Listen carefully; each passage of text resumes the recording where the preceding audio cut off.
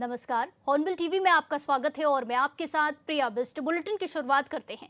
रविवार को देहरादून में उत्तरांचल प्रेस क्लब की ओर से दीपावली महोत्सव 2025 का आयोजन किया गया, जिसमें मुख्य अतिथि के रूप में सीएम पुष्कर सिंह धामी ने प्रतिभाग किया और सभी को दीपावली की शुभकामनाएं दी। कार्यक्रम में राजपुर रोड से विधायक खजान दास समेत तमाम बीजेपी नेता मौजूद रहे। इस मौके पर सीएम धामी ने कहा कि दीपावली का पर्व हम सभी के अंदर सकारात्मक ऊर्जा का संचार करता है, साथ ही हमें अंधकार से प्रकाश की ओर ले जाता है। सीएम ने कहा कि दीपावली का पर्व हमें बुराई से अच्छाई की ओर जाने की प्रेरणा देता है।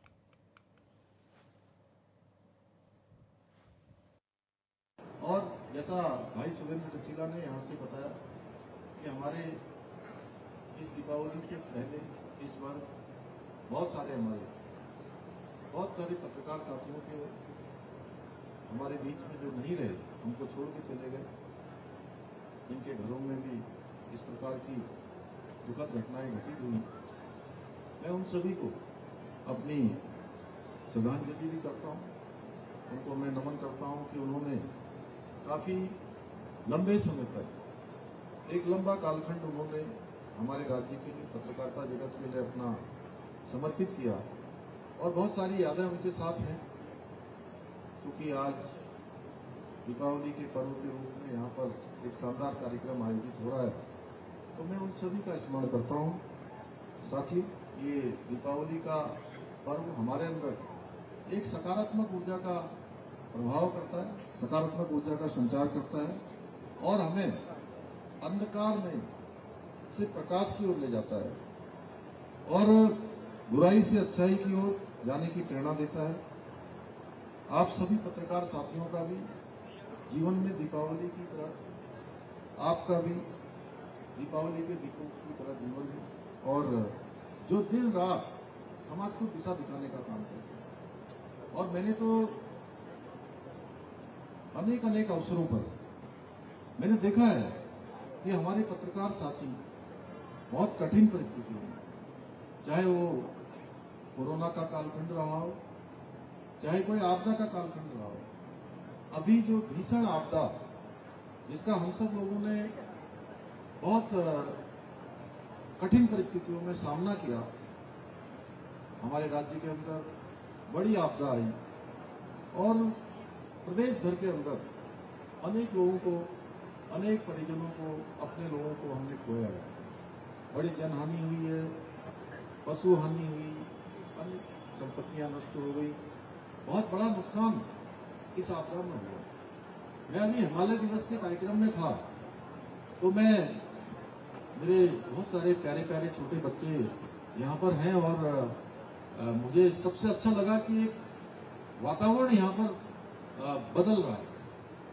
अभी तक हमने 2-3 महीने पूरे के पूरे आपदा में, बरसात में और कठिन परिस्थितियों में हम सब ने उसका सामना किया, लेकिन मैं बच्चों को देखकर सच में मुझे लगा कि ये वातावरण अब हमारा कुछ त्योहारों की ओर जा रहा है, कुछ उमंग और उत्साह की ओर जा रहा है। और मैंने ऐसे समय में अपने पत्रकार साथियों को कठिन परिस्थितियों में वहां पर जूझते हुए देखा।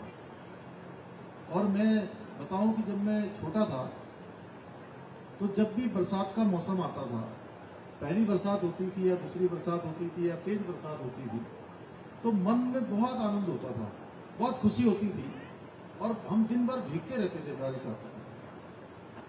आप में से भी बहुत सारे लोग ऐसा करते होंगे, क्योंकि पहले के समय में ऐसा ही होता था कि बरसात का मौसम बरसात में ही आता था, गर्मी के समय में ही आती थी। अब ग्लोबल वार्मिंग इतनी हो गई कि जब बरसात होनी चाहिए उस समय बरसात नहीं होती है, जब सर्दी होनी चाहिए सर्दी नहीं होती। आपने इस वर्ष देखा होगा कि हम लोगों ने गर्मी का अनुभव ही नहीं करा। क्यों रजनीकांत है ना सौरभ, सही बात है। तो अब जब बरसात होती है, अब जब भी तेज बरसात के मौसम में रात में, अभी जिस दिन 16 तारीख की रात को, 15 तारीख की रात में तेज बादल यहाँ देहरादून में बहुत तेज गरज हुई, बहुत तेज, ऐसा लग रहा था कि यहीं पर बादल न फट जाए, यहीं अभी छत के ऊपर ना आ जाए। और इस पूरे मौसम में जैसे ही बारिश होने लगती थी तो मैं तो भगवान से प्रार्थना करता था, हे भगवान इस बारिश को बंद करवा। इस प्रकार का एक हम लोगों ने सामना किया और ऐसे में हमारे पत्रकार साथियों ने पैदल चलकर, भूखे प्यासे रहकर, बरसात और गर्मी की परवाह न करके अपनी पत्रकारिता करी, अपनी उन चीजों को देखने का काम किया, जाने का काम किया, लोगों के बीच में जाकर उनका हौसला बढ़ाया, उनकी बातें सरकार तक पहुंचाई, समाज के सामने रखी।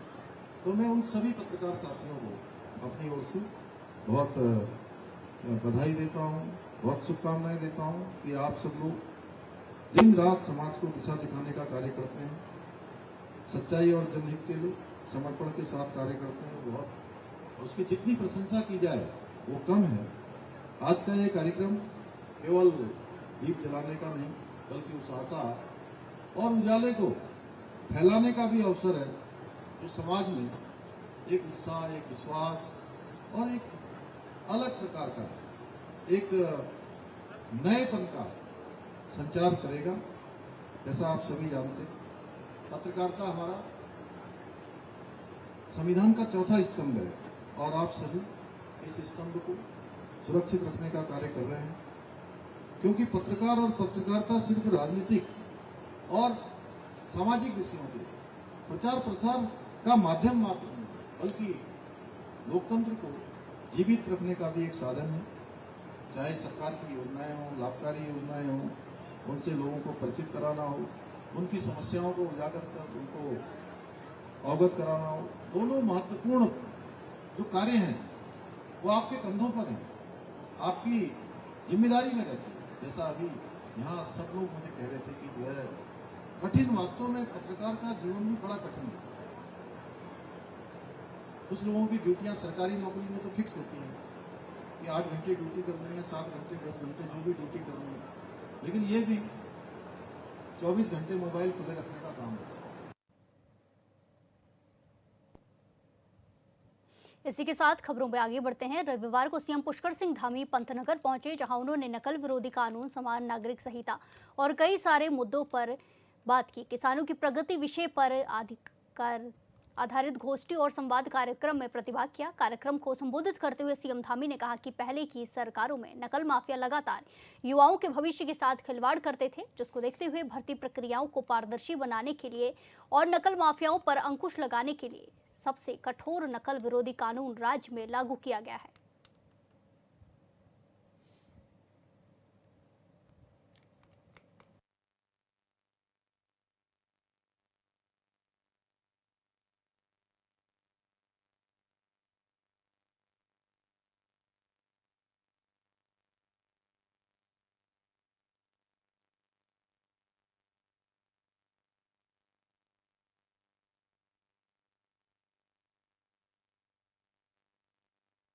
इतना ही नहीं, हम जहां एक और गेहूं खरीद पर किसानों को 20 रुपए प्रति क्विंटल का बोनस प्रदान कर रहे हैं, वहीं गन्ने के रेट पर 20 रुपए प्रति क्विंटल की बढ़ोतरी भी कर रहे हैं। इसके अतिरिक्त हमने उत्तराखंड के पहाड़ी क्षेत्रों में वर्षा आधारित खेती को नई ऊंचाइयों पर ले जाने के लिए लगभग 1000 करोड़ रुपए की लागत से Uttarakhand climate responsible rainfed farming project भी स्वीकृत किया है।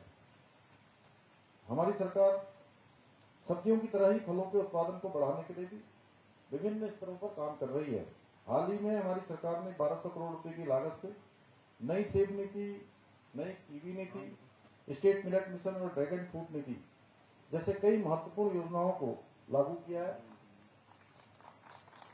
उसका परिणाम भी हमें दिखाई दे रहा है। यही हमारे इसी क्षेत्र में बड़ी संख्या में आज ड्रैगन फ्रूट की खेती लगातार आगे बढ़ रही है और इन नीतियों के तहत बागवानी को प्रोत्साहन देने के लिए किसानों को 80% तक की सब्सिडी प्रदान की जा रही है। यही नियम किसानों की उपज और गुणवत्ता को बढ़ाने के लिए ग्राइंडिंग सॉर्टिंग यूनिट के निर्माण के लिए भी अनुदान प्रदान कर रहे हैं।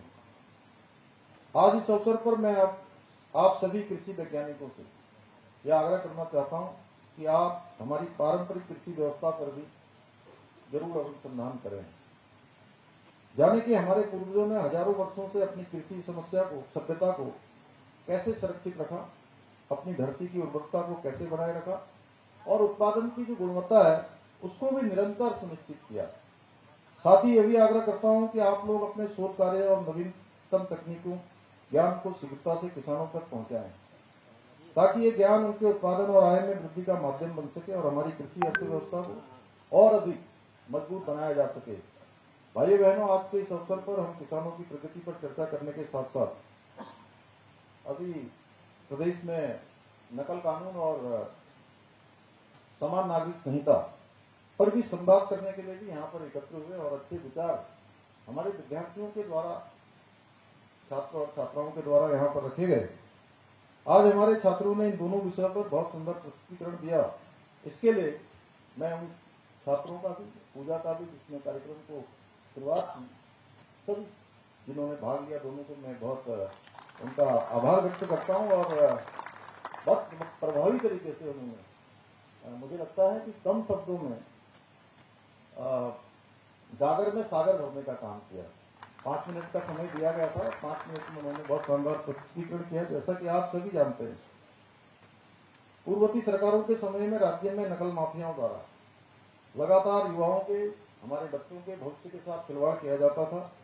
इसी को देखते हुए 2023 में भर्ती प्रक्रियाओं को पारदर्शी बनाने के लिए, नकल माफियाओं पर अंकुश लगाने के लिए हमने देश का सबसे कठोर नकल विरोधी कानून उत्तराखंड राज्य के अंदर लागू किया और उसका परिणाम हुआ कि पिछले 4 वर्षों में 25,000 से अधिक युवाओं को सरकारी नौकरियां प्राप्त हुई, जो अपने आप में एक रिकॉर्ड है। हमारा राज्य स्थापना का ये 25वां साल चल रहा है और 25 सालों में अगर हम नियुक्ति की बात करें तो कुल नियुक्तियां 40,000 से कम हुई है और इन 4 सालों में ये नियुक्तियां 25,000 हुई हैं और जितनी टोटल नियुक्तियां हुई हैं 40,000, उसमें से आप 25,000 माइनस कर देंगे तो आपको स्वयं डिफरेंस पता लगेगा कि इस दौरान कितनी रिकॉर्ड भर्तियां हुई हैं। तो भास्कर जी, आप नोट कर रहे हैं? आप भी नोट कर रहे हैं? मैंने 15,000 ज्यादा बोला है, शायद इससे कम ही होगा। 21 सालों में ये नियुक्तियां हुई है लगभग 15,000 और 4 सालों में नियुक्तियां हुई है 25,000। और ये कानून लागू होने के बाद 4 वर्षों में 100 से अधिक नकल माफियाओं को हमने जेल की सलाखों के पीछे भेजने का भी काम किया है, जिन्होंने पूर्व की सरकारों के समय में उत्तराखंड में नकल को एक उद्योग बना दिया था। आप सबको याद होगा कि 2002 के आसपास एक पौड़ी जनपद के जिलाधिकारी को, उस समय के तत्कालीन जिलाधिकारी को पटवारी भर्ती के कारण से हटा दिया गया था। इससे पहले यूके SSC के एग्जामों में तमाम बड़े उनके चेयरमैन से लेकर सभी की संलिप्तता पाई गई और उस समय कार्रवाई नहीं हुई, लेकिन उनके खिलाफ भी कार्रवाई करने का काम हमारी ही सरकार के समय में हुआ। ये सभी कदम हमारी सरकार ने युवाओं का भविष्य और उनके हित सुनिश्चित करने के लिए उठाए। जैसा आप सभी को जानते हैं, अभी कुलपति महोदय ने बहुत कम शब्दों में बोला, थोड़ा संकोच भी शायद वो कर रहे होंगे, इसमें संकोच जैसी थोड़ी बात नहीं थी, क्योंकि जब कानून बनते हैं तो ऐसा नहीं है कि कानून बनने के बाद कानून टूटते नहीं है। कानून तोड़ने वाले भी आते हैं, अपराधी भी आते हैं और उसमें वो भी नई नई तकनीकों का उपयोग करते हैं। और कुछ माफिया तंत्र और ऐसे लोग साजिश के तहत भी इन भर्ती परीक्षाओं को, क्योंकि वो देख रहे थे कि 4 साल में एक भी कहीं डेंट नहीं लगा, एक भी कहीं कोई गड़बड़ी नहीं हुई, तो अब कैसे उसको बदनाम किया जाए, कैसे उसको डेंट किया जाए। और एक सेंटर पर एक परीक्षा में बैठने वाले उसके 12 प्रश्न, पूरे प्रश्न पत्र में से 12 प्रश्न मोबाइल पर लेकर, उसका नाम भी था खालिद, मोबाइल पर लेकर उसको बाहर डाल दिया जाता है। उत्तराखंड में स्वास्थ्य व्यवस्थाओं को पटरी पर लाने के लिए प्रदेश सरकार की ओर से लगातार कवायद की जा रही है। इस कड़ी में प्रदेश के विभिन्न क्षेत्रों में स्पेशलिस्ट डॉक्टरों की कमी को दूर करने की कोशिश की जा रही है। प्रदेश के स्वास्थ्य मंत्री डॉक्टर धन सिंह रावत ने कहा कि जल्द ही डॉक्टरों की नियुक्ति कर डॉक्टरों की कमी को दूर कर दिया जाएगा। 13 जिलों में अस्पतालों के बेहतर संचालन के लिए नोडल अधिकारी बनाए गए हैं। मेडिकल कॉलेज, जिला चिकित्सालय और उप जिला चिकित्सालयों में साफ सफाई पर जोर दिया जा रहा है। हर दिन मरीज के बेड पर अलग अलग रंग की साफ चादर बदली जाती है। जिसके निर्देश भी दिए गए हैं। उन्होंने बताया कि अभी विभाग में 220 डॉक्टर्स की नियुक्ति की गई है। बहुत जल्द ही 400 असिस्टेंट प्रोफेसर मिल जाएंगे। साथ ही 280 डॉक्टर की नियुक्ति और करने जा रहे हैं। मंत्री ने आगे कहा कि हमारा टारगेट है कि 2025 तक हर अस्पताल में जहां भी डॉक्टर्स की कमी है वो दूर की जाए।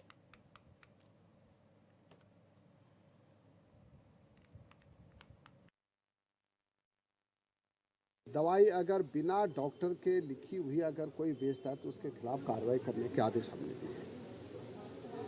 दूसरा, हमारे हॉस्पिटलों में चाहे मेडिकल कॉलेज हो, चाहे डिस्ट्रिक्ट हॉस्पिटल हो, चाहे उप जिला चिकित्सालय हो, अब मरीज भी पर्याप्त आ रहे हैं, व्यवस्थाएं भी हमने पर्याप्त कर दी हैं। अब हमने हर जिले के लिए एक एक नोडल अधिकारी बनाए, चाहे हमारा सचिव हो, चाहे महानिदेशक हो, चाहे अपर सचिव हो। मैंने 13 के 13 जिलों में एक एक नोडल अधिकारियों को कल से भेजा है कि वो हर हॉस्पिटल की सेफ्टी की पूरी जो है वहाँ पे इंक्वायरी करके भी आए। कोई कमी होगी तो उसको दूर किया जाएगा।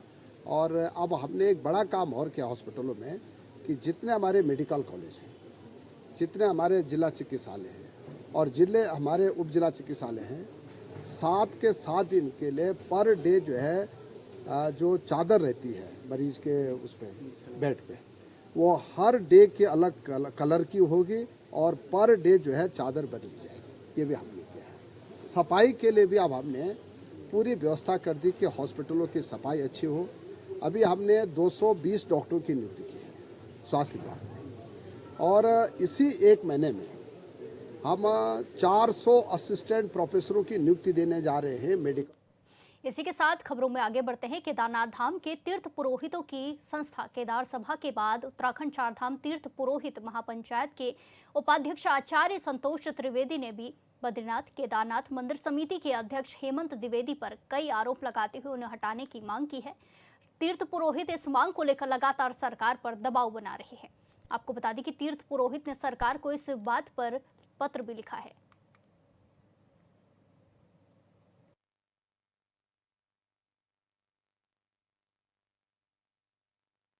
परंपराओं का उल्लंघन होता जा रहा है।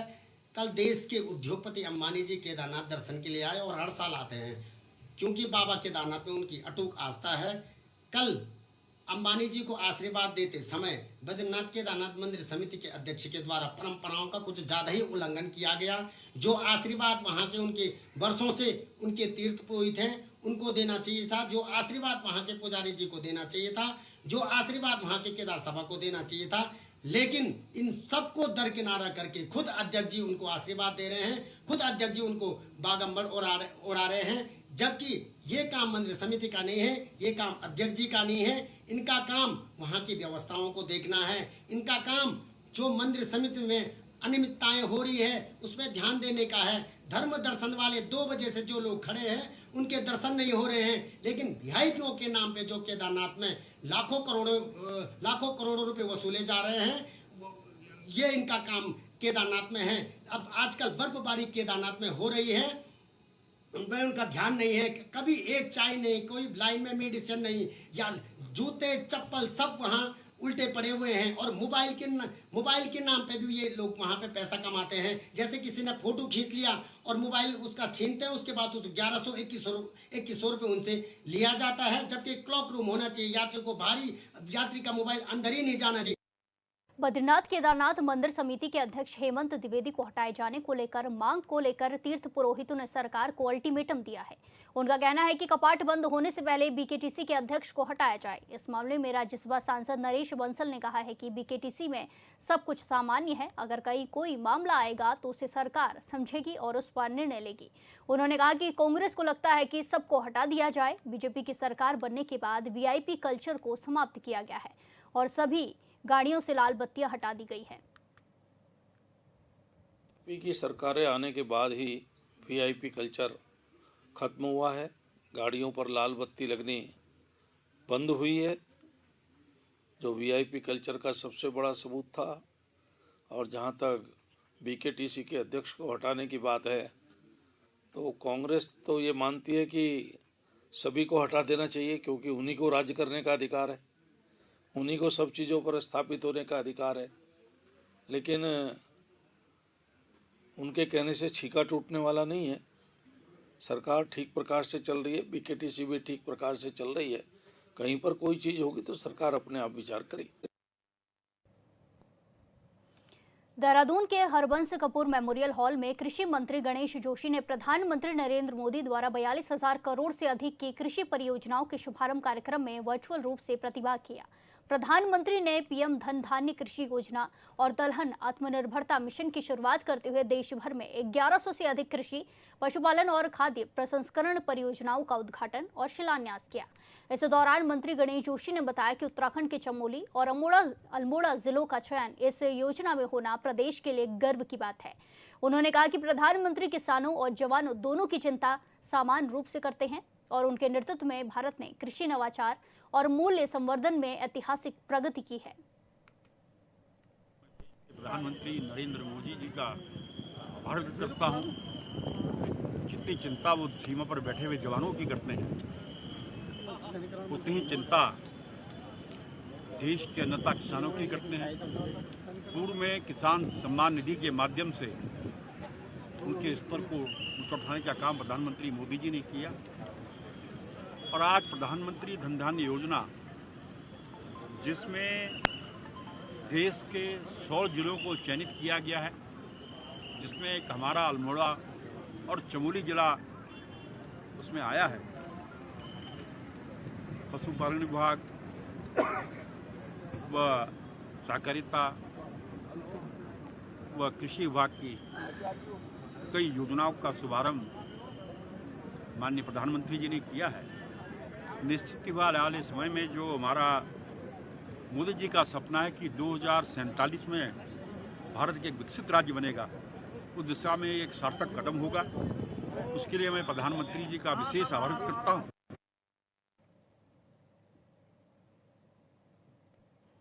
देहरादून में कांग्रेस के प्रदेश अध्यक्ष करण माहरा ने प्रेस कॉन्फ्रेंस कर कई मुद्दों पर चर्चा की और बीजेपी पर जमकर निशाना साधा। उन्होंने कहा कि पीएम केयर फंड को आरटीआई के दायरे से बाहर रखा गया है। प्रधानमंत्री राहत कोष की जानकारी जनता को मिलती थी, लेकिन पीएम केयर फंड की जानकारी जनता को नहीं मिलती। ऐसे ही तमाम मुद्दों को लेकर उन्होंने बीजेपी का घेराव किया।